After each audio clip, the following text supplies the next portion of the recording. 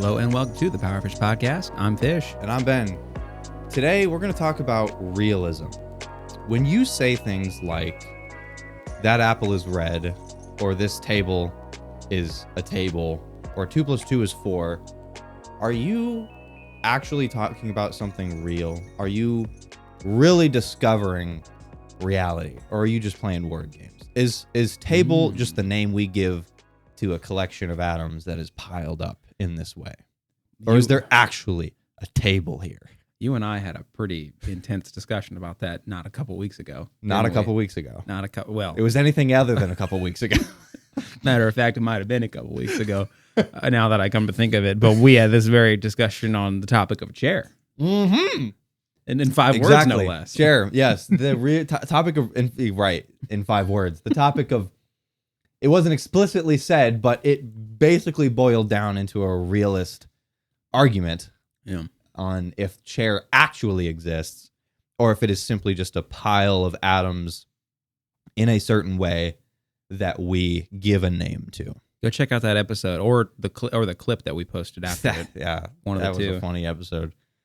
That was a stupid one. Anyway, so you might be wondering, like, of course the thing is real. Like when you say a blue car, the blue is there. Like it's not blue. What do you mean by is it real? But when we say blue, we just simply mean a certain wavelength of light that appears in our eyes as blue. Like whatever it is, 700 nanometers in length or whatever. And so let's say if we got a red car and a red shirt, okay? What the realist would say is these things have a common nature. They are identical in a sense in their redness. Okay. Obviously, they're not identical in structure, but there is an identical component that is their redness. Yeah. But if you were saying that, well, this is just simply the names that we give these things, one red might be slightly different than the other red. One might be like 150 nanometers in wavelength light. Another one might be 151 nanometer in wavelength light. There's no actual similarity between those two things, right? Yeah. In isolation, they are just straight up different. Yeah. But because the way we group things together, they are similar.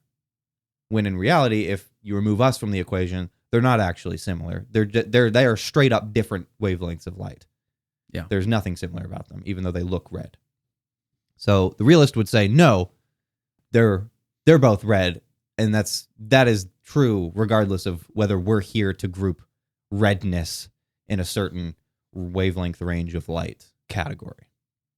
So I'm going to be honest, I did not do enough research on this, and this is such a huge debate, dude. Yeah. This is a enormous debate. This has been happening for centuries across tons of way smarter people than us, and I did not have enough time to dig into most of the literature on it. Yeah, we did a proper good time of wasting time. We properly wasted like a week of time that we could have been researching, but here we are. We got what we got. We're about to present it, so you'll at least know what realism is. We could always do a follow-up. Yeah, if you find this interesting, there is so much more to this. So leave a comment if you want to see a little bit more in depth and maybe some rebuttals to the realist take, because I did a lot of research on realism and what it is, and honestly, a lot of what I read sort of pulls me to be somewhat of a realist. When before doing any research, I couldn't imagine how that could have been the case, realism being true. So, but there's different flavors of realism too. Lots, in fact. The two most common are realism as provided by Plato or Platonic Realism, and then Aristotle came in later and said, no, that's dumb. And then He does that. he would be doing that. And he sort of devised his own form of realism, or Aristotelian realism. But let's get our terms down first. So to understand what we're really talking about here, we're going to talk about particulars. Okay. Yeah. When we say a particular, what a particular is anything that exists within space and time. Matter. This laptop. Nothing metaphysical about a particular. For example, mathematics is not a particular. Gotcha. But everything we can look at and point to is a particular.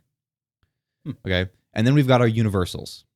Our universals are the properties or traits of a particular, like redness, or if it's a ball, the roundness, or triangle, shapes, stuff like that. Black, the colors, The attributes. just attributes. Mhm. And that is what can be universal across separate particulars, like redness. Gotcha. Okay. So that's the metaphysical part. So a definition, sort of generic realism, is any particular exists, so object within space and time, and has properties. Both the particular and its properties exist independent of anyone's beliefs, linguistic practices, or just mind in general. They are strictly real. Real in every sense, including the universal sense. No subjectivity about it. Right, I suppose. nothing. So that's sort of generic realism, but like I said, there are different flavors. And then the opposite, which is called nominalism, which I, up until doing research on this, would have called myself a nominalist just out of ignorance, not knowing too much about realism and not knowing how it could possibly be true, just because I didn't know enough about it. Yeah. Because like, how can math exist outside of minds? That doesn't make sense. How can there be can or phone?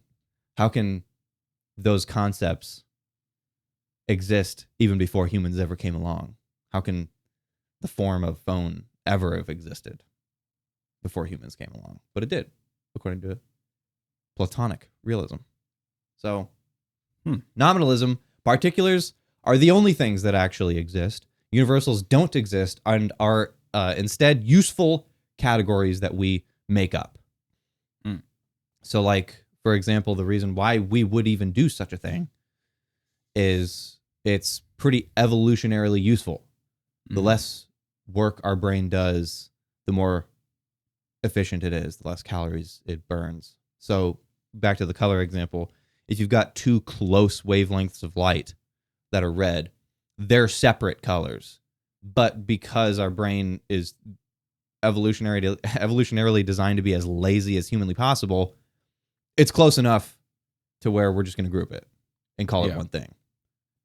And that applies to everything around us. We don't see laptop as a collection of atoms or even just a collection of plastic, metal, and glass. We see it as one thing because we group things. That's what our brain does. Or table or chair or can or phone, whatever. Well, let me ask you this. Maybe this is getting too deep too quickly. Why would we view a laptop as just a grouping of atoms separate from the table when they are separate objects? If that makes sense. They are different particulars. Like I can pick up this laptop and walk around. It's not with a part it, of the table, and it's not a part of the table. Why would I just view it as all the same thing? I have no idea. Okay. If there's a third view, if you're realist, or if you're nominalist, if you're not realist, not nominalist, then I guess whatever the third view would be is you see everything as the same, even because it is technically.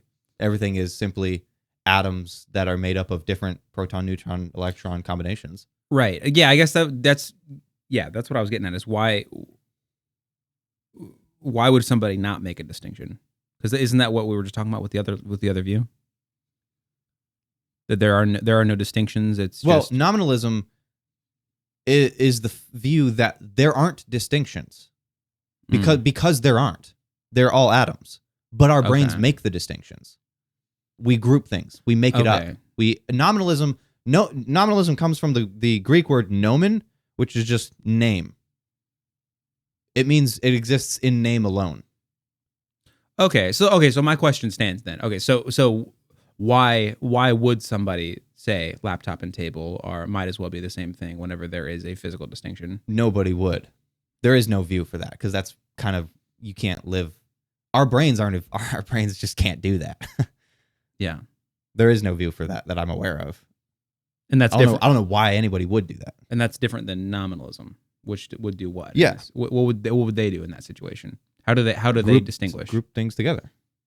Recognize that there are no real distinctions because everything is just atoms. Oh, okay. But I'm following. we group things together. I'm following. They do group things, but they realize that there's no real. The groupings reason. are fictions, arbitrary fictions that we make up for useful. Gotcha. Okay. Stuff. I was thinking you were saying that they don't make distinctions at all. In a literal sense, that's correct. In a real sense, that's correct. Yeah. Practically speaking, they're still going to make a distinction because that's the way the brain functions. That's just how we work, right? But the difference between the two is one in their mind is rooted only in the mind, and one is rooted in actual fact. Exactly. Gotcha. Right. Realism Tracking. is right.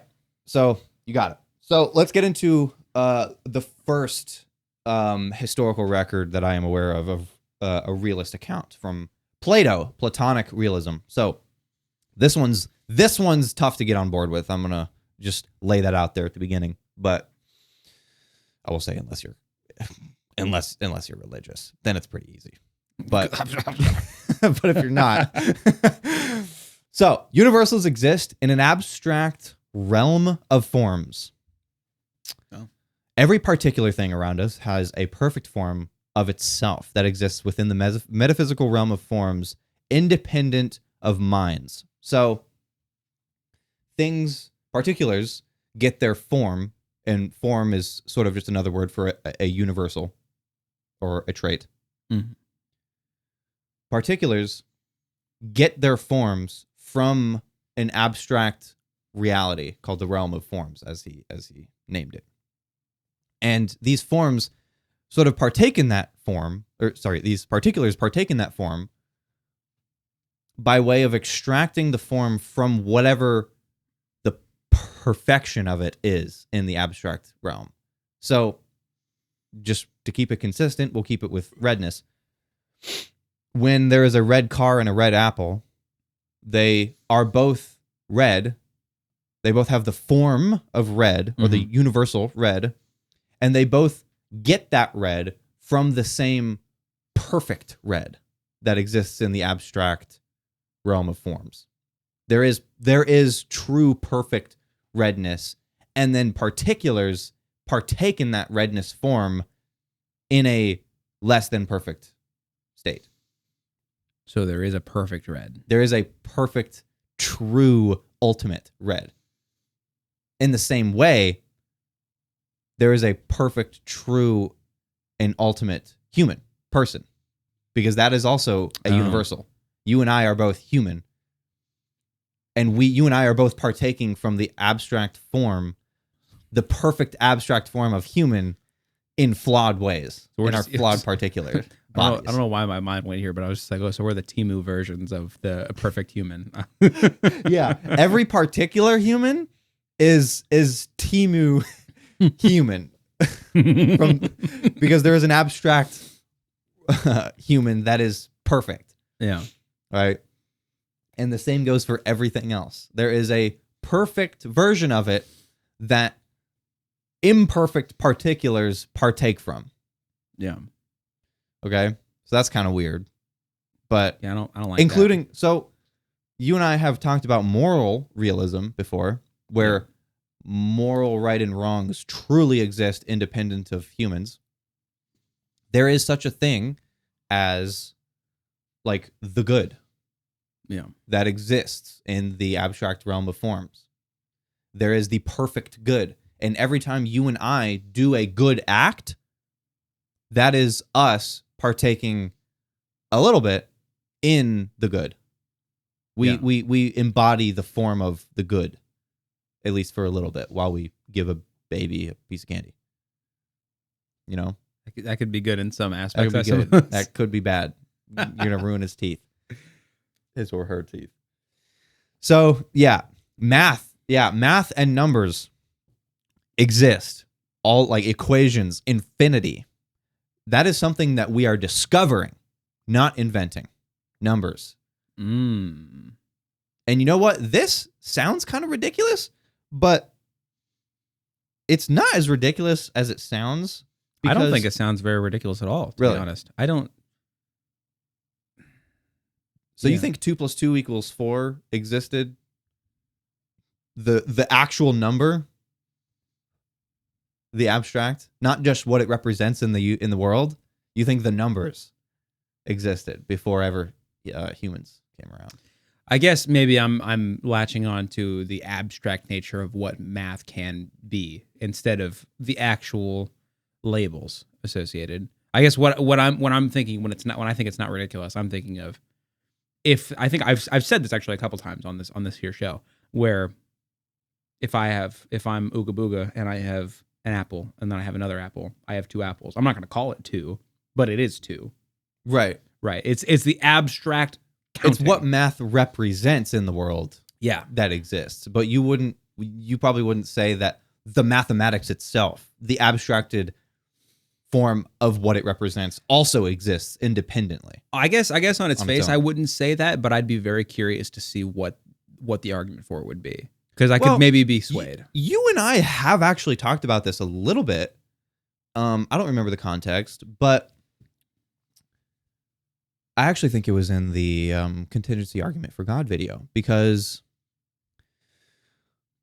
we talked about mathematics probably doesn't exist independent of minds, but what it represents in the world certainly does. Yeah. But that would be to say that 2 + 2 = 4. You and I would say that is true, objectively true, and universally true. Yeah.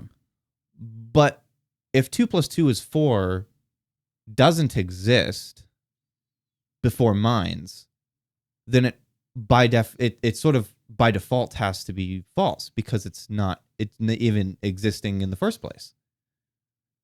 Which would be to say 2 + 2 = 4 was false before humans came around, which sounds stupid. That doesn't make any sense. That sounds stupid to say. Which would mean that 2 + 2 = 4 had to have existed, even the abstraction of it had to have existed before humans came along. It had to exist. It just didn't have a name. But it doesn't mean it doesn't exist. If I don't have a name for something, I mean, that doesn't mean it doesn't exist. And we can't also reduce realism to language. Like, people have different right. The abstract forms exist in themselves regardless of the semantics you use to describe them. Like, they're their own thing, whether you call it something in one language versus another thing in another language. Is it enough to say something can exist? So, like, I said this in that same episode, but if something can exist, does it? Right? If something if something checks out, I guess we should suppose. If it's true, if it were to be thought of, isn't it just true?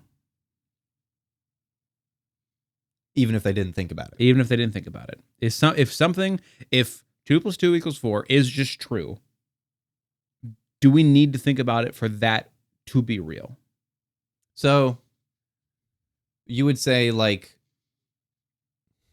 even like the very microsecond of the Big Bang, before anything really formed, and it's just a hot ball of plasma. At that moment, even then, mathematics in all the ways we understand it exists. The Pythagorean theorem was real. I don't think that's you got to get a little loose with your definition of real, I think. But what you probably don't think is that it existed in the abstract realm of forms. No. It's not. But No, but okay, so I think we need to get a little bit more tight with our wording here. So when you say real, you said you got to get loose with your definition of real. yeah. What mathematics now, when I say 2 + 2 is 4, generally I'm saying two things in space and time added to another two particulars in space and time equals 4 particulars. Yeah. But getting rid of the particulars, in what way do you think the 2 + 2 is 4 also exists? Separate the particulars from the universals here. Do you think that exists, the universal? With no particulars? Right. Shoot. This brings it's I don't know. I don't know. It's I want to say it still would exist, but then it comes down to what is mathematics measuring, if not particulars and no conscious mind to think what is the purpose of mathematics? But does it need a purpose, or does it?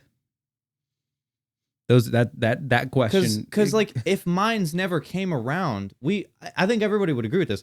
If mind never came around, what we use mathematics to represent would always still exist. There would always be, 2 atoms plus 2 atoms equals 4 atoms. right? That's easy. That's easy. That's the easy that part. argument is so easy. Math doesn't. I think math doesn't require the mind in an abstract sense. Yeah, but does it require matter? exactly. If there is no particulars, does the mathematics still exist?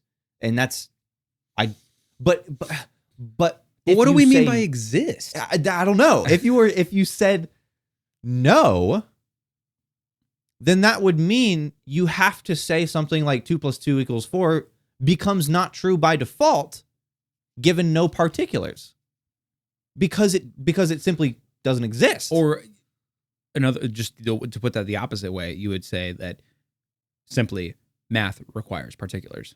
Or you would just say math is dependent on particulars. Yeah.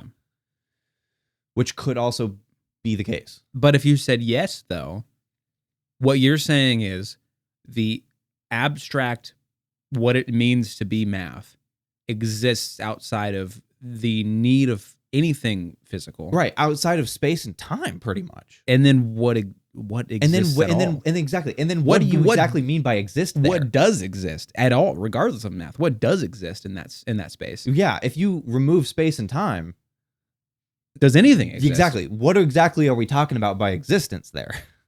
I feel like given the fact that we can't make a firm claim that anything exists outside of space and time, I don't think we can make a firm claim that math does. So maybe we could put a stamp on this and we could say math requires particulars. Which, meaning void of space and time, 2 + 2 = 4 is false by default because it doesn't exist. Which sounds weird because that sounds like an objective universal truth. But if the equation to make up that truth just simply doesn't exist to begin with, then that truth obviously can't be true.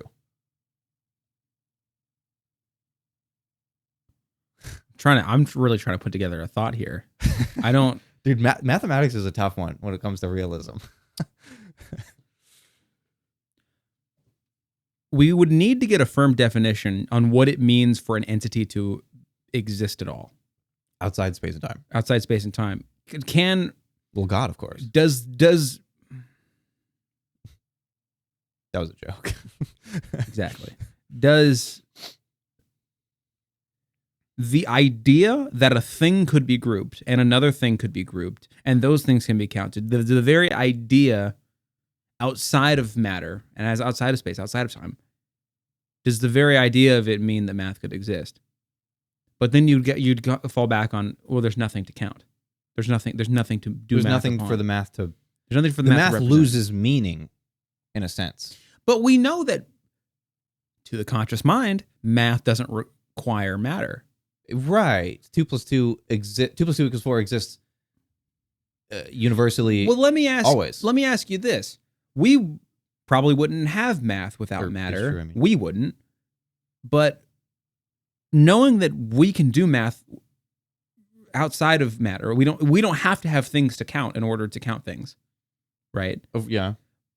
Knowing that that is possible, could we say that in the way it exists in a conscious mind, could it exist outside of space and time universally? Well, that I think could be dependent on, is consciousness reliant on space and time? Because if it can exist within a conscious mind outside of space and time, the conscious mind has to exist outside of space and time. Let me see if I can say this and be coherent. So what we're saying is that math can't exist outside of space and time because math originates in matter.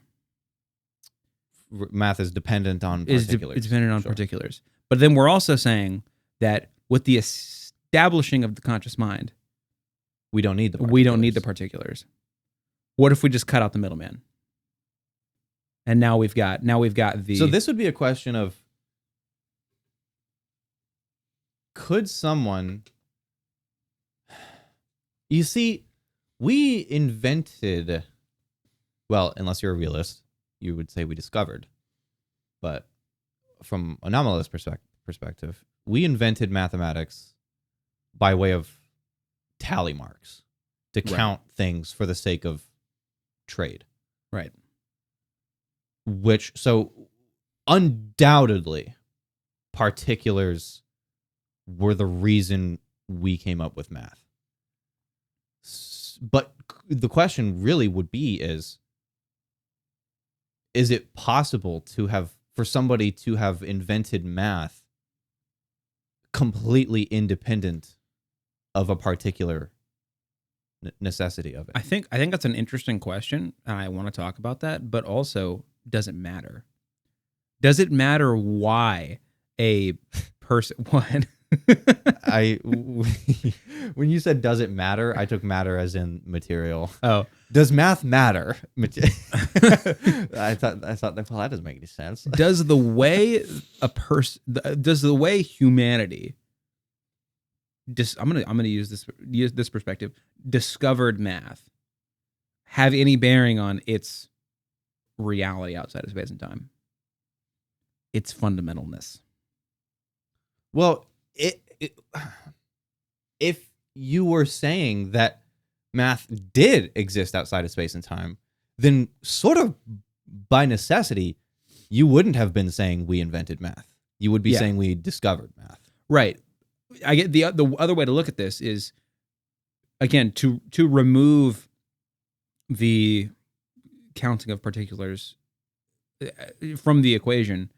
Was maybe that only a tool to help us discover the abstract math? Or that was the particulars were a medium of us connecting with mathematics. Yeah. I mean, if mathematics is real in a realist sense, then yes, I'm undoubtedly. That's what we're getting at. Right. But is it real in a realist sense is the question. And it's hard to know. Because if you say yes, even that has its problems. Let's say we discovered math because it exists outside of space and time. That also presupposes that our conscious minds somehow have a connection with something outside of space and time. How are we communicating with something outside of space and time if we are ourselves nothing but particulars, matter in motion? See what I'm saying? Yeah, that is where it falls apart, doesn't it?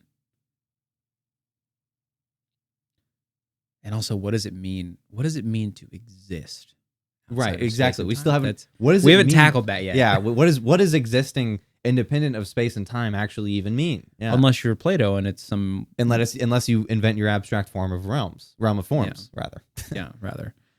Right. Yeah. That's my hang up. I'm on board with math as the example at hand. Not requiring humans to exist, right? Not requiring the conscious mind. I'm totally on board with that. But seems kind of intuitive. But then you say, well, this has to exist, really exist, a real existence outside of space and time, and that's where you lose me.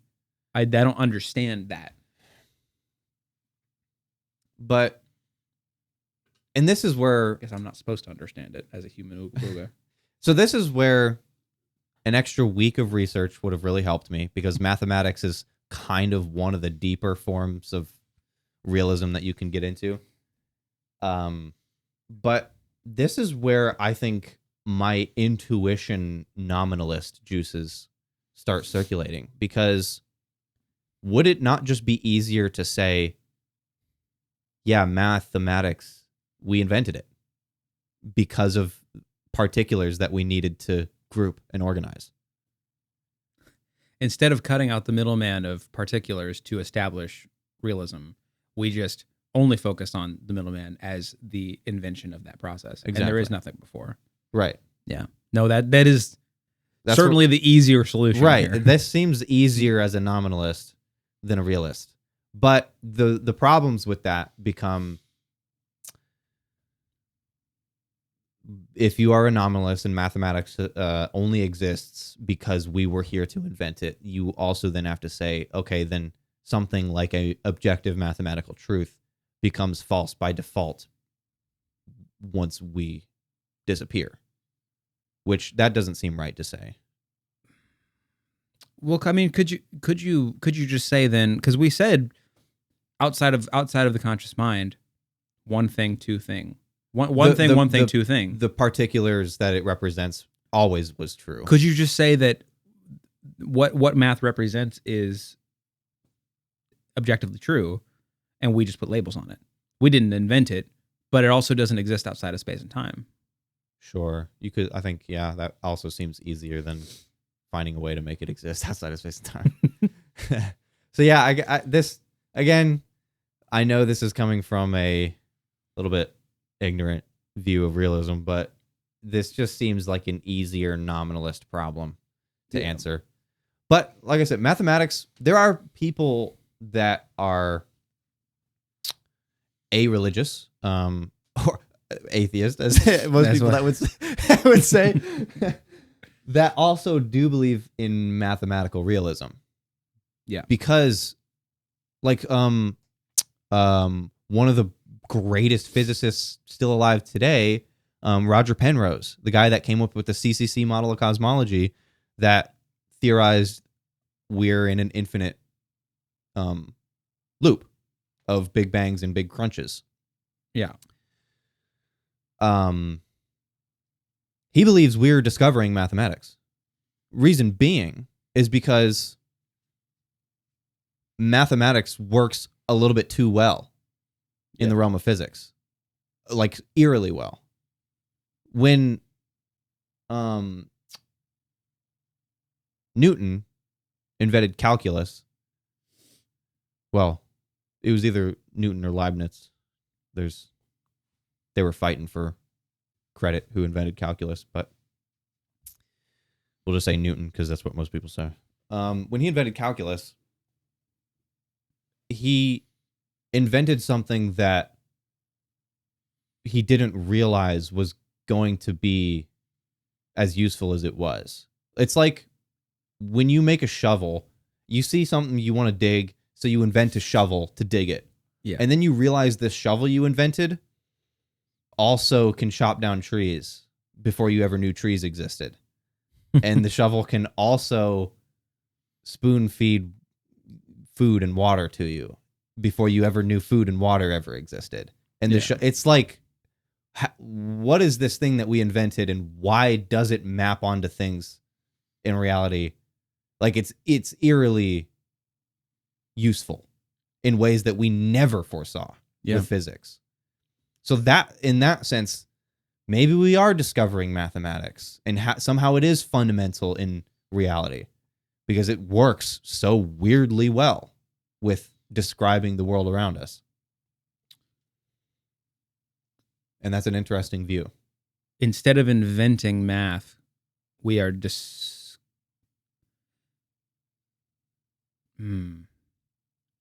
do you put that? We're discovering a way to understand the universe. And mathematics is the medium. It's not that we invented it. It's that It's like mathematics is fundamental in a sense to matter. But that doesn't require it to exist really.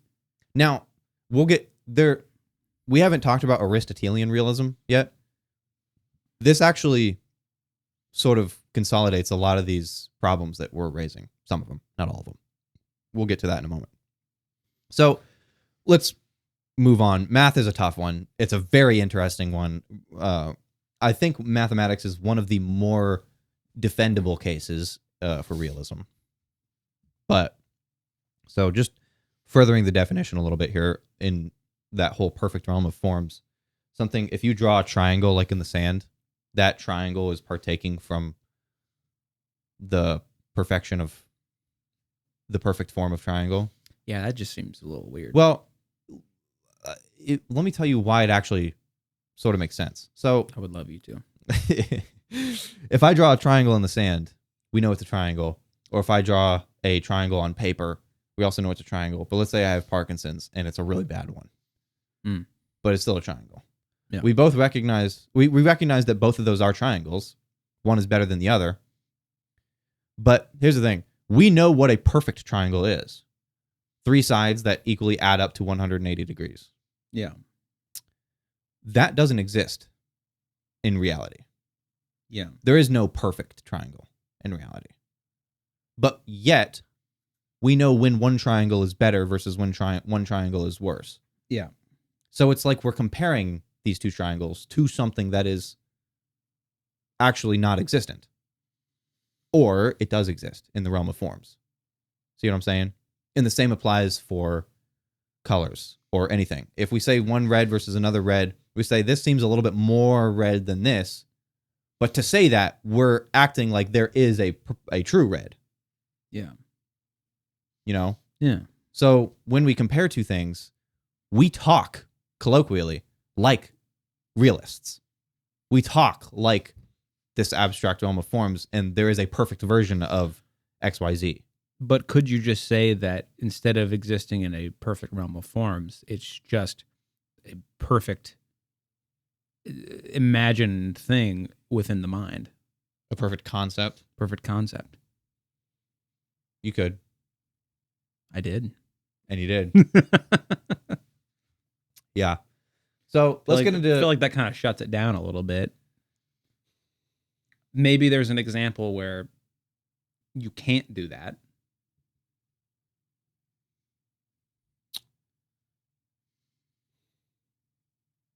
It doesn't seem quite super explanatorily satisfying. Well, and I'll tell you why. I think it's because we're just throwing the idea of triangle existing before humans and outside of space and time out the window with that. We're just asserting that triangle is from the mind. Right. And it's just something we made up. Yeah. That's why it doesn't feel like it's explaining very much, because it's not. Right. It's just saying, no, you're wrong and I'm right. Yeah. Pretty much. Maybe. Well, let's get into Aristotelian realism. Why Aristotle thought Plato was a little out of his depth. That's fair. Okay. So, unlike Platonic realism, universals like redness, roundness, or humanness, they don't exist in an abstract realm of forms. They still have a real abstract existence, okay, but the existence is within the particular. If there is no particular, then there is no a real metaphysical existence of it. So Aristotelian realism is, if phones never existed, or if there are no phones that exist in the world right now, there is no phone. phone does not exist. There is no abstraction. There's no form of phone. But as soon as phone comes back, abstract form comes back. So he's saying if there isn't any anywhere, it doesn't exist at all. Even in a realist sense. Even if it existed at one point. Yes. Ooh, I don't like that. Okay. So the abstractions can sort of come in and out of reality. I don't like that, but okay. With the particulars. You know, you've never seen the movie Coco. No. It's a Pixar movie, if anybody's wondering. This is only kind of related to the topic at hand. But one of the things that they touch on is the idea of death. And when somebody dies, they go to the spirit realm or whatever it's called, the land of the dead. That's what it's called. And things exist on there so long as there's a memory of it. Then they die off if there's no memory. So this is very similarly sort of kind of related. Yeah. It kind of builds on the you die twice concept. Once when your body dies, and once again when somebody thinks to view the last time. Yeah. So this is kind of saying if something exists and then doesn't, it doesn't exist at all. Even if it did. You know, what's interesting is that phrase, you die twice, presupposes something like B theory of time. Does it? Because if you were to say you die again when somebody thinks of you for the final time, it assumes that it knows the next time you're going to get thought of.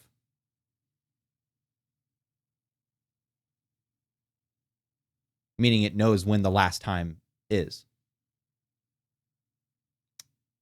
Does it? Well, if we're talking presentism, how could you die the last time you've ever your name is ever spoken if the next time your name is spoken is impossible to know or doesn't exist yet? But you don't die immediately in the moment. Later, you're metaphysical death. I know.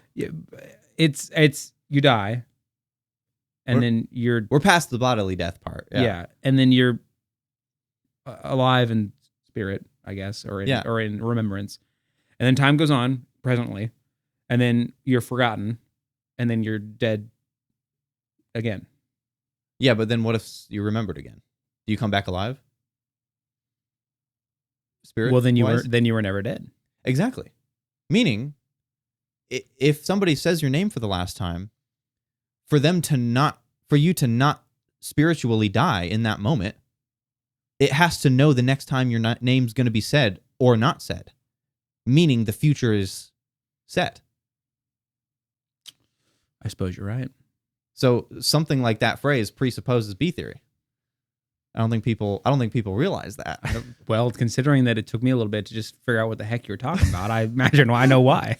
Right. Because how would your spirit know to die the last time your name gets said if it doesn't know if that was the last time your name gets said or not? Or if the next time your name gets said just strictly is not even in existence yet. Not even an idea yet. Couldn't do it. You couldn't do it. You'd have to know ahead of time if that was the last time your name gets said. Yeah. Yeah. So anyway, ruining just normal turns of phrase here. All right. So there is many domains of realism, and I'm going to lay out a few and the differences between Aristotelian and Platonic to sort of give a better understanding of Aristotelian and why I personally think it's a little bit more tenable. But anyway, there's ethical realism. We know that. Moral right and wrongs are truly in existence. There's aesthetic even realism, causational realism, modality realism, scientific realism, obviously mathematical realism, and then there's the realism of macroscopic objects. These are just things that we can apply the concept of realism to. Right. And these are not mutually exclusive. You can be a mathematical realist and not an ethical realist, or vice versa. So this is really just a realist being able to pick and choose what they think is real. Right. There's no contradiction or problems or logical inconsistencies with accepting a realist interpretation of one of these, but rejecting it in another. Yeah. So we can be mathematical realists without being ethical realists, or we can be a macroscopic. Well, they're kind of different domains. Exactly. They don't intersect. Right.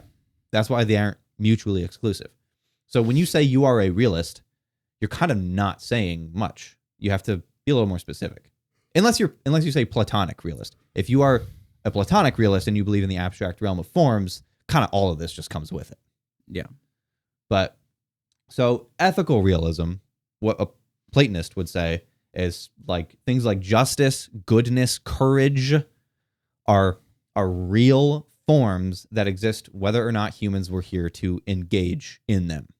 So even before humans ever existed, being courageous, there was a perfect form of courage. Okay. Plato's dumb. So he's not dumb. He's way smarter than we ever will be. But I don't think that just sounds ridiculous to me. Yeah. Aristotelian would say morality is real, but it lives the realness of morals lives within the traits and actions of human beings. It's grounded within us doing these acts. Yeah. So it exists within the particular in so much as we are courageous. We are partaking in the realness of courage. Yeah. But courage if courage doesn't exist if everybody dies, you know. If it's almost like saying if something is possible currently, there is a perfect form of it. Yeah, kind of. Yeah. It kind of cuts out the problem of outside of space and time. The realm of forms. Yeah. Pretty much. It just eradicates the realm of forms and says metaphysical existence exists within the particular. I think Aristotle was a little bit more down the train of thought that we go down when we hear these things.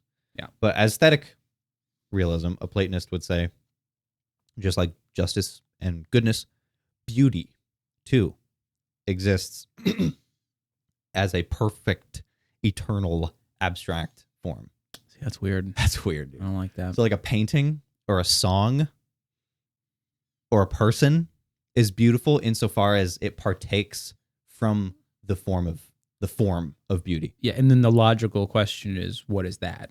Well, the form of beauty, as a Platonist, is objective. It's not something that can be within the eye of the beholder. Beauty is not in the eye of the beholder, as a Platonist. There is objective beauty. See, that sounds ridiculous. You lost me. Right. Now you can make the argument of culturally, kind of ubiquitous, but you couldn't say objective. Right. Like I feel like aesthetics is even harder to ground as an objective than something like morality is. Yeah. Morality, there is at least a case to be made that it can be objective outside of us. Dude, aesthetics seems even harder to. That just seems like, what are you talking about? It seems difficult and not helpful. Also, I don't know. That just doesn't. Yeah. What does that solve? What? Well, it doesn't solve anything. I'll tell you what. Right. It all it does is create problems. I would imagine. Just being like, oh, you're objectively not beautiful. It's like, okay, sick. Yeah, you're not partaking from the perfect abstraction of beauty within the realm of forms. And I know that philosophy doesn't have to have a positive application. Philosophy isn't always. It's not as much as we are doing this for its usefulness as other domains. It is simply we do it to understand what is real, what is the world, whether that's good or bad, useful or unuseful, so be it. So recognizing that philosophy doesn't require a positive outcome, I would still say that is doesn't make any sense, and I don't think is real, and B, it is not helpful at all. No, it's not. Aesthetic realism Well, here's Aristotelian aesthetic realism. Beauty exists within particulars, as always, but it's in things like symmetry and like harmony. So if you have the typical attractive face is one that is symmetrical. Yeah. In many ways. When somebody has symmetry, they get more of this abstract form of beauty within them than somebody that is asymmetrical, for example. So all beauty does not link to one specific beauty as well. So with Platonic realism, there is one thing there is the perfect form of beautiful, and anything that you deem beautiful is in some way partaking in that perfect form. Aristotelian's like, no, there are different types of beauty. Aesthetic beauty, like harmony, like musical beauty, yeah, artistic beauty. These are different forms. These are different things. Yeah. There is a perfect of each, right? It's still objective. Aristotle still believed that beauty was objective, but he didn't believe that all things that we would deem beautiful comes from one common source. Well, like music is a good example. You can like whatever kind of music you want to like, but there is harmony. Harmony exists. It is in the waveform of the sound. It's something is harmonious or it's not. There is no subjectivity about it. Now, I think I told you about a jazz composer that I really like, and he was doing this very thing where he talked about you can play a note on a piano that doesn't sound quite right, and you can make it right by changing its context. But there is still an argument to be made that even somebody as talented as that can recognize that something doesn't sound right in the first place. You have to recontextualize it to make it make sense. But we also talked about when you say something doesn't sound right, given that something like music is according to us, a nominalist view, purely subjective. What exactly do you mean by right? Doesn't sound right. Not harmonious. Right, but who's to say that that's wrong or bad, given that it's a 100% subjective endeavor?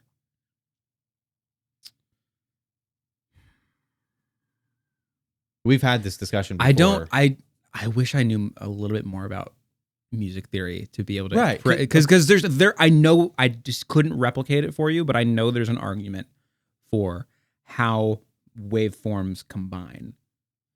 Absolutely, I agree with that. There is music theory. There is the music that, on a whole, sounds good to some and bad to others. Sure, but and that's the subjective nature of music. But there is harmony versus not harmony. Now you could say, what if I like something that is not harmonious? But exactly, you could say, what if I like something that's not harmonious? That sort of opens up the door to any sound ever, right? And then what are you saying music is? Well, but we'd have to ask ourselves if we're attributing beauty to music, by what metric? Is it its ability to harmonize? Because that's one aspect of music. Sure. If that's our metric, something that is in perfect harmony is beautiful. But if we're nominalists and saying that music is purely 100% subjective, you could also say that any random noise that I hear, I could call that a song and say that that's beautiful and feel that same feeling. You could. And given its 100% subjective nature, you would have zero argument against it. I guess. Yeah, it gets down to what is music. What can we attribute as music, and that's, I think, an impossible question to answer. Well, this is us just being colloquial realists here. We pretend like there is a music that is good and a type of music that is bad. We act like realists here. But in practice, though, I mean, that more often than not doesn't pan out, because you get people even within the same culture who like different kinds of music and don't like others. So I mean, it's incredibly subjective, I suppose. Yes, yes, but I'm sure we would agree that, well, actually, I don't know this. I don't. What I was going to say was I'm sure there would be a sort of universal world level agreement that the sound of me dropping my laptop on the floor and then throwing that into a synth and then playing it over and over again is not music. But that me just saying that statement, saying that that's not music, is that's realist language. That's saying that there is something some sort of sound that is music versus isn't, and thus sort of taking away some of its subjectivity, saying there is at least something about it that is objective. See what I'm saying? Yeah.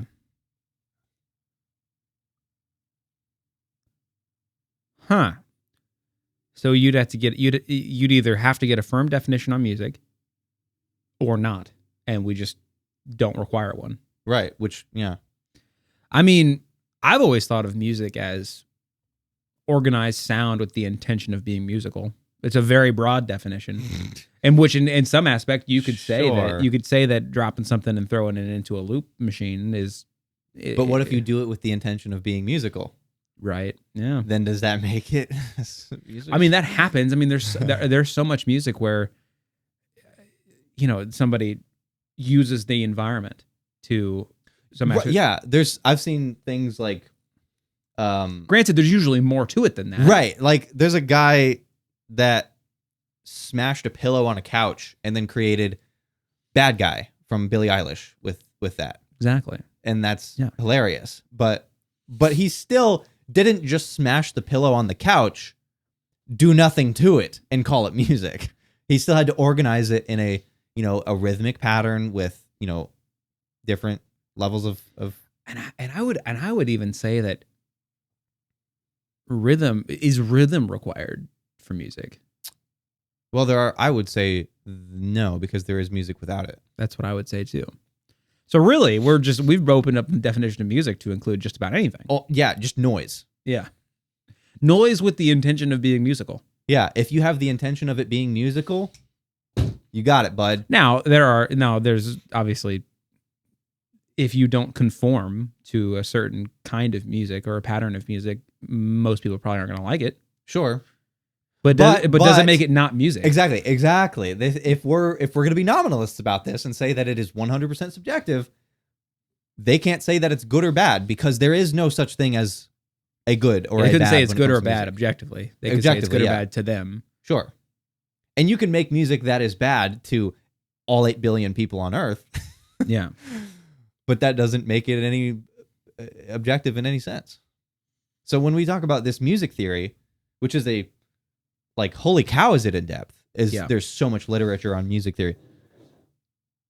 What we're doing is simply creating a theory that caters to the minds of people and what they like, not something that is actually good or bad, is how a nominalist would interpret that. That's fair. But we do talk like realists. We use realist language all the time. Right. So, yeah. So I wrote a description on mathematical realism, differences between Platonic and Aristotelian. So we know Platonic mathematical realism. Numbers exist in the realm of forms. The number 69, triangles exist, or even infinity, all exist independently of minds, outside space and time, in the abstract realm of form. Something like Pythagoras' theorem existed and was true long before we ever came along to discover it or prove it or invent it. Aristotelians would say numbers are the abstractions of the particulars, as always.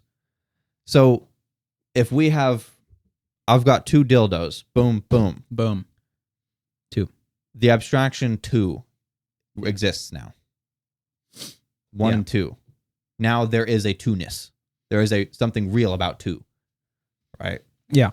And that sort of exists always, because there's always going to be atoms 1, 2, and every other number that we can think of, So the numbers truly do exist in the realm of forms, and we're just discovering it. Or they don't exist in the realm of forms because there's no realm of forms. They truly exist as universals within the particulars, and we are just discovering it. But if particulars didn't exist, then math would not exist. Yeah. So honestly, Aristotelian realism is maybe more what I probably would subscribe to. Yeah, when it's put like that, it makes a lot of sense. I'd Right. say. Now, what Aristotelian realism doesn't subscribe to is the concept of infinities. Because there is no particular. Infinities don't exist. The only example of something like an infinity could potentially be space. And that's, we're grasping at straws there. Maybe it's infinite, maybe it's not. Who really knows? We can't really know right now. But so that's because there's no particular for infinity, then the Aristotelian would say that something like an infinite set does not exist. Right. Which sort of throws calculus doesn't throw it out the window, but it does reduce it to a mental fiction, which is not something a Platonist would say. So, and then there's macroscopic objects. The Platonist would say things are intelligible to us, not because our brains create them and group them in these ways, but because we see the abstractions within macroscopic objects. I sort of I don't know. This seems so easily explained to me by evolution and how our brains were formed to be literally as efficient as possible. Yeah. That seems so well explained to me. It could be explained by Plato was kicking around like 500 years before Darwin ever did. So he might have conceived some things a little bit differently in modernity. Maybe not. I don't know. Because there are still Platonic realists that exist today, and every single one of them is religious. But the Aristotelian would say with macroscopic objects, we already discussed this, forms exist within the particulars. If there's no particulars, there is no form. So that one's easy to get around, or easy to sort of understand. But so realism's an interesting thing. We talk like realists. Every day, people converse. We use language like realists in pretty much almost every domain except aesthetics. I would say most people would not. Most people don't talk like aesthetic realists, probably. Except when we talk about except when we go into an art gallery and see a blank canvas for like $6,000. Yeah. Bad art. Now I'm a realist. I'll say that's bad. It's lazy. Right. But generally speaking, we talk like realists. But here's the thing. If we aren't realists, if realism is false, if nominalism is true in every domain, then that means at bottom, every single argument about a thing really is just a semantic argument about words and what we define things. There is no actually arguing about if I look at a dog that has a few too many mutations and I say, is that a dog? And you say no. Well, I would say, well, yeah, I think it's a dog. And you say, no, that's not a dog. Well, look at it. It's got 18 legs and it's got 4 eyes. It's not a dog. And I say, yeah, it is a dog. If we were realists, we would be actually arguing about if this thing is partaking from the real form of a dog here. Yeah. But if we're nominalists, all we're really doing is saying, well, is what we defined as a dog going to fit this description now, or is it not? Right. So kind of even in arguments, if we're arguing about a thing, we're being realists in a sense. We're pretending, we're acting like realists. So realism is everywhere throughout how we work as individuals. Yeah. So But is it real? But is it true? Is the Yeah. thing. Is nominalism true? Is all of these things mental fictions that we just create groupings because our brains try to be efficient? But if you were to say yes, then saying that every argument at bottom is just semantics is kind of, that really saps the juice out of much of anything, much of discourse in general, to be honest. Yeah, if you can't put a firm definition on or determine if something is real or not, Right. or if something is one thing or not another thing, you always at the backup of, well, that's just my opinion, or that it's all subjective anyway. This is just what we named this thing, like a microphone. Like, this looks like a microphone, and you say that doesn't look like a microphone. Is it a microphone? I say, well, how about we just expand our definition of microphone to include this? And you just say, well, microphone has its own definition. And that's not included in it. That's what we're really arguing about, not if it's a microphone or not, because there is no such thing as a real microphone. Right. There is just a collection of atoms that we ascribe a definition to. I don't know where I fall on this. I'm not a aesthetic realist. No. I don't think I'm a Platonic realist in pretty much any domain. I would say maybe I would subscribe to Aristotelian realism in something like macroscopic objects, perhaps mathematics, maybe even likely. Yeah. But that's kind of where I'm falling. But I think a lot of things do just come down to how we talk about them, how we would define them in our cultures. I think that's probably where on most things I would stand. I would say, yeah, I'm, like I said, I did not have enough research to do more I did not have enough research. I didn't have enough time to do more research on nominalism, because there are nominalists that exist, very smart people that are nominalists. Yeah. I think most philosophers are nominalists. Yeah. So, but I don't have much of their arguments for why realism as a whole is bogus. Because, like I said, Aristotelian realism in a lot of domains, maybe that's like, it might be specifically with mathematics, maybe that's true. Yeah. But, so that's realism for you. And we're going to play a game now. All right, let's play this game here. So we've been talking about what is real and what is not real. But you know what is real, definitely? What? Stuff. Yeah. Full disclosure, I didn't know we were talking about realism until this very morning right here. So this isn't super related to the topic at hand, but should be fun. Okay, here's what we're going to do. I have a list of 10 consumer products. Okay. What I'm going to do is, first of all, I'm going to tell you what the product is. Just for fun, I want you to guess when that released. But that's just for fun. Okay. And then here's what we're going to do. You're going to tell me how much that consumer product cost when it came out. Okay. Do I get to know when it? Yeah. I'm going to guess. Yeah, I want you to guess, and then I'm going to tell you. Okay. Either way. Here's how we're going to make this competitive. I gathered the list of 10 things. I made my own guesses, and then I researched what it is.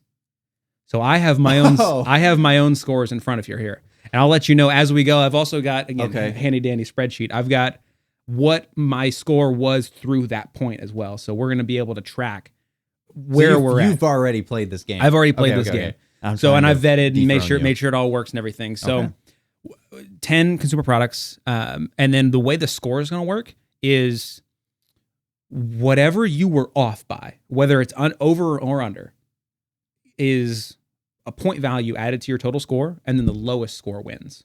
It's your lowest error, if that makes sense. Okay. So if you were under by $500, let's say, or $1,000 or $1,500 or whatever it is, if you were under, you get the absolute value of that $1,500, let's say, added to your score, and then whoever's lower by the end of the 10 rounds wins because you had the least error. Okay. Make sense? So the less money in your total score, the better. Okay. And the same applies for over? Yeah. Okay. Yeah. So if I'm 500 under, 500 over, I get 500 points. Well, if you're 500 under, and then the second one you're 500 over, then you're 1,000 over. Okay. Yeah. Okay. So point being is you're not at zero. Yeah. The point value at the end is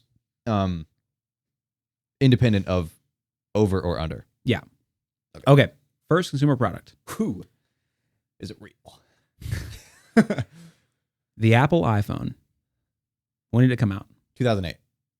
2007. Okay. How much? God, that was 2008. How much that bad boy cost? Oh my God. In 2007, MSRP $800. All right, so you guessed $800, which would be like so what I'm going to tell you, so that would be expensive as hell right now. Another thing, I've also got another column here for the adjusted inflation. So I'm going to tell you what it actually costs as well. Okay. So you guessed $800. I think I went too high with that. I guessed $500. I would. That's exactly what I was thinking. Secondhand. And what it cost in 2007, $499.99. No! So you are for 300 over. Yeah, 301 cent over, and I'm a penny over. So that cost $499.99 in 2007.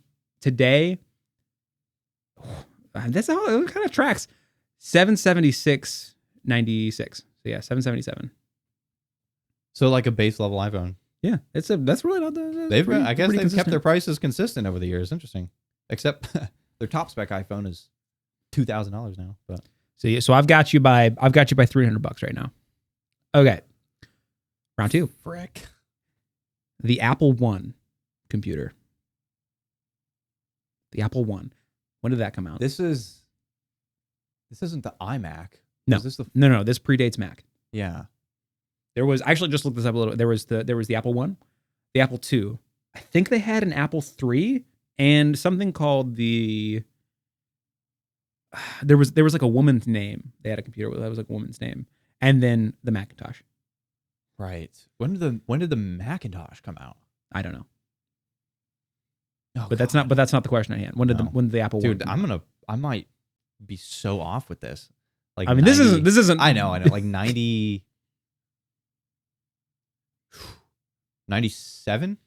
Way off. Yeah. 76. Holy crap. Yeah, I should have gone older. Yeah, I should have known that. Because Windows 98 was like their multiple iteration of Windows, and Mac or Apple's been making computers older than. I should have guessed earlier. How much that bad boy cost? Oh man. This could be astronomically expensive. Who knows? This I do, actually. In 70s, what? In 76. 76. $2,000 in that 76 All money. right. Let me get it in here. That's 2,000. Okay. I went pretty conservative with this. I guess $400. I guess $400. Dude, early pickings computers were insanely expensive. Well, here's how much it actually costs. Okay. This is interesting. And I looked at multiple sources to find this. With all of these, if it's wrong, I'm sorry, but I looked at multiple sources for these. Okay. In 1976, it cost $666.66. What? I don't know why. That's what it. Steve Jobs, Antichrist? What are you doing, dude? Man, was I way off. So I am losing by actual planet right now. Here's total score again. Lowest is winning. You have $1,633.35. I have $266.67. So today, I'll tell you this. Today, that would cost $3,749.68. Gosh, that's like the price of a mid-range MacBook. That's right. You're right. All right, round three. Oh my God. The Game Boy.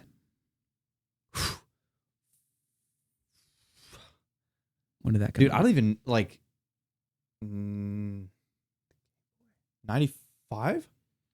89.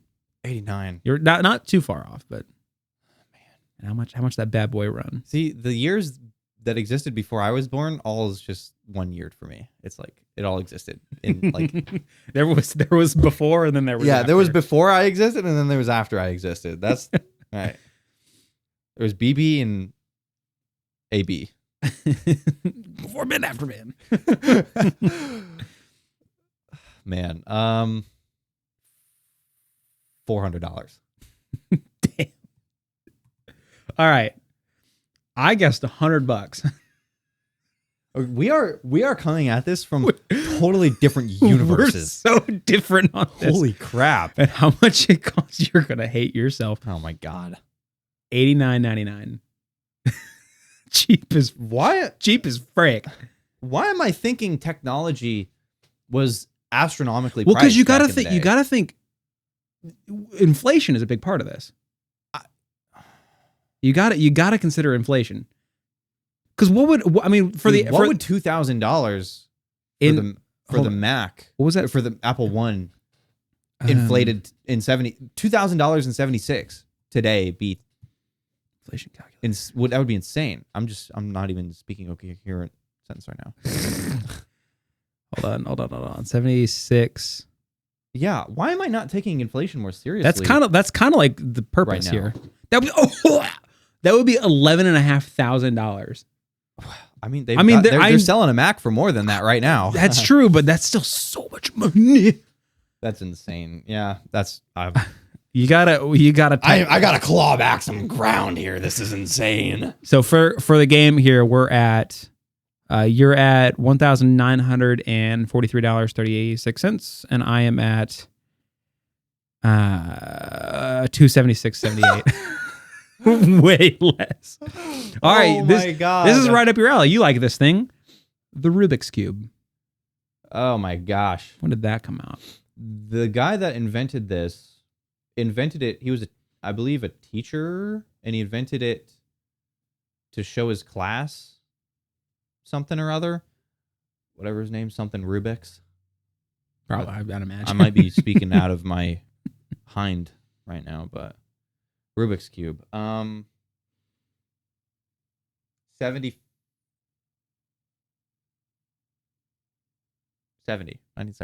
74. Okay. 74. I was gonna say 75, but You said 70, and I was like, I almost said 75. How much that cost in 74? 1974. You gotta start thinking. $5. $5. Is that what you want? All right. Yeah. Put in $5. So I guess not $3,000. I guess $250. And the actual price in 1974, $199. Dude. Dude, things are cheap. I am so bad at this. You're struggling. It's just getting worse and worse and worse. So in today's money, that would be $1,274. So it's about the price of a toy, I suppose. Yeah. All right. God, dude. Here's one here. Here's one. A bottle of Coca-Cola. When did that come out? Coke? Oh gosh. Before cocaine was made illegal. 1960? Way off. Is it way older than that? 1886. Oh my God. So now keep that in mind. How much should a single bottle? A quarter? A quarter? Yeah. All right. I guessed 5 cents. And it was 5 cents. At least that has basically no bearing on the score. So let's do a score check in here, even though you probably don't want to hear it. 1,000. I need you to put some insanely expensive things on the next few. We got not quite there yet, but there are some crazy expensive things here coming up. Holy God! So we're for the game. We're at 1946.57, and I am at, what was that, round 5? I'm at 277.19. I did put a little note here. So this is an interesting little. We're only tidbit. $1,700 apart. Yeah, I did put a little note here. Jesus. So a bottle of Coca-Cola costs 1 nickel, like I said, between 1886 and 1959. Oh my God! Yeah. They kept it a nickel for 70 years? Isn't that crazy? That's crazy to me. What? Dude, imagine being born and Coke's a nickel, and then you're like almost dying and Coke's still a nickel.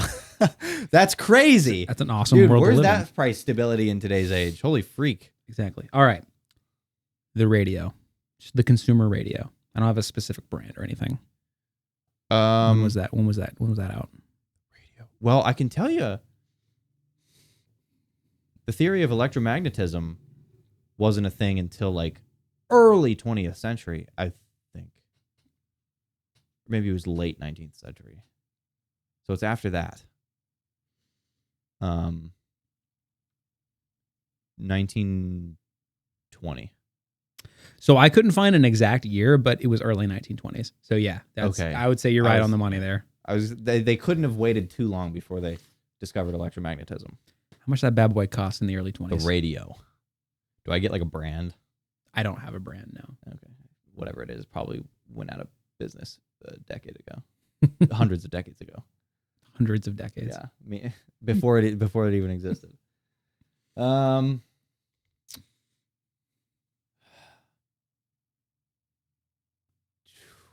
this could be one of those things that's like weirdly expensive. Which is in my mind right now is like $15. $10. $10. $10. I thought you were going to get some ground back on me there. So I guess $35. And we were both way off. It's $200. It was one of those weirdly expensive things. What the frick? So I put this in here because this was really interesting. So I still lost ground. You still lost ground. I put this in here because I guess $35, and I was really and it was $200. Wow. A new radio in the early 1920s would cost around $200, while cheaper models were about $35 by the end of the decade. So I was right, just a couple years too early. Wow. Or too late. Early. That's one of them things that like early adopter pricing was wild. Well, let me tell you, $200 back in the early 20s would be a little over $3,000 right now. Yeah, dude, that's crazy For a radio. Yeah. Gosh, and you didn't even have Chuck Swindoll to preach the message to your ear back in that day. Exactly. Wow. All right. A box of Pop-Tarts. When did that come out? 1940? 64. 64. Okay. 64. Interesting. How much it cost? A little early with that one. Considering it's 1964, how much that cost? A box. A 4-pack. 4-pack. 50 cents. 50 cents? 50 cents. It's another one of them that I'm not going to be getting any ground on. All right, I guess $2. Really? That seems high. Well, it was 45 cents is the actual. Okay. So you're pretty close on the that. first one I've gotten you on. Yeah, the very first one. Yeah. That's crazy that we've gone through like 10 of these. I did not pick these because I thought I knew them. Nothing. This was just random. Pull them out of a hat, and I guessed. I guess I'm just better at this than you. Apparently, dude. So, in today's money, that 45 cents for a box of Pop-Tarts that's probably about right. $4.69. Probably about right. Yeah, I think like $5-6. Yeah, something like that. All right. We got two more big ticket items coming up here. The Volkswagen Beetle. The Beetle? When did that come out? Model T was like early 20th century, I think. That might be cap. Who knows at this point? Yeah. Beetle. 1930? 38. Okay. 38. How much that bad boy set you back? Now, some of these things were astronomically expensive. Vehicles, that is. Yeah. These are like for the rich. Kind of like computers when they came out. They were for the rich. Sure. Five. No. I really need to get this close because there's some ground to be gained or lost here. 1968. 1938. 38. I don't know why I thought 68. 38. 5. Should I say 5? $5,000. $5,000. I'm so horrified. I could lose so much. All right, so I guessed $500. Oh, I guess $500. $400. okay, I've lost. I've So you say it could be crazy expensive. Actually, so the specifically the Volkswagen Beetle was championed. I found this out afterwards after I looked it up and gave my guess. It was championed as the affordable car. Oh, I didn't even know. Well, Yeah. okay. Well, so and Ridiculous. how I came to $400. Actually, so in 1938 there were no domestic Volkswagen Beetles. They're still in Germany. So it was 1,000, whatever the German currency, right? Whatever it's called. I don't know. Euros? Then it was a different currency. Then Oh, it was 1,000 of them, whatever it was then, and that in that year roughly translates to $400. So that's how I came to that conclusion after I did that. So. So let's do a little score check in here. yeah, I've lost. So I currently am sitting at 543.74. You're sitting at $6,736.62. I'm $6,200 off. We got a couple more to go here. We got 2 more to go. I need to be smack on, and you need to be in another universe of price. I need to just drop the ball right here. All right, you mentioned it. The Model T. When did that come out? 30? Yeah, no. What? 1908. Oh, 8. Oh, gosh. Yeah, that was like the first car, pretty much. I Yeah. don't know if it was the first one, but it was the first like It was like mass commercially, manufactured. Yeah. How much did that bad boy run? Man, I was way off. What the hell? 1930? Wait, when was the Beagle? The Beagle was 38. 38. Why did I? Obviously, the Model T. Obviously, the Beetle didn't come out 8 years Yeah, after the Model T. The Model T is a much more primitive Why car did than I the Beetle. What a dumb. No, you're an idiot. What a dumb guess. How much did the Model T cost 1908. in 1908? Now this, I keep saying these stupid words. Now this could be one of them expensive things. Oh, I meant to mention this. For rich. So that $400 in today's money for the Beetle would run you just over $9,000. That's an affordable car. An insanely affordable car. Yeah. Wow. Yeah. But yeah, Model T 1908. That's impossible. 20 grand is like the best you could ever find a brand new car for today. 1908. I've literally dug to the core of the earth. I'm just gonna dig up the core now. Dig myself so deep that I collapse.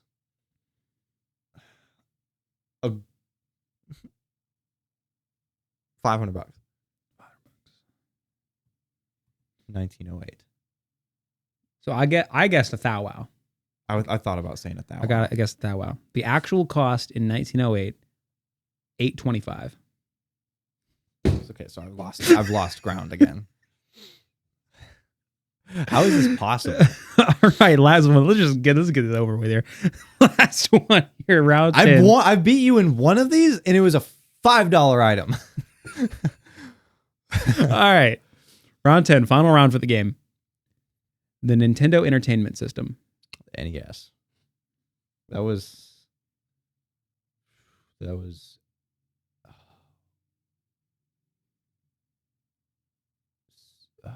80? 85. Okay. How much did that bad boy run you in 85?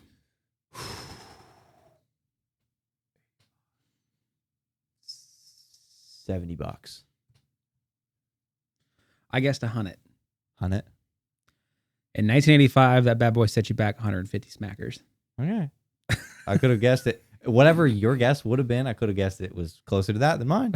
And I would have been statistically, I would have been damn near guaranteed to be correct in that assessment. Not that anybody needs to know the actual score to know the outcome of this game, but let me tell you here. So, all right. So your total score, $7,141.61. Mine was. Did you get it? Did you even crack it? Ow, wow. I didn't. 768.73. Didn't even crack a thou. So let me just for fun. Despicable. So the actual cost of all those products If you let's say you were a time traveler and you bought all of these things in the year they came out and you just possessed them, that would set you back $2,834.12. If you were to go out and buy all those things, but at today's prices, okay. So the actual $2,834.12. Well, you trying to guess what it is? Yeah. Yeah. In today's inflated 2,000. What did you say? $2,834.12. How much does that set you back? Inflated, and this is adjusted per time per thing. This is not like, all the inflated scores. This is just all the inflated scores for the time. I just added them all up. Okay. Honey grand. You overshot $46,710.49. Yeah. What's a new Beetle? I wonder going for these days. Like a brand new one. Yeah, not like an inflated that one. I wonder what a new Beetle is going for. Didn't they just come out with like the all electric one?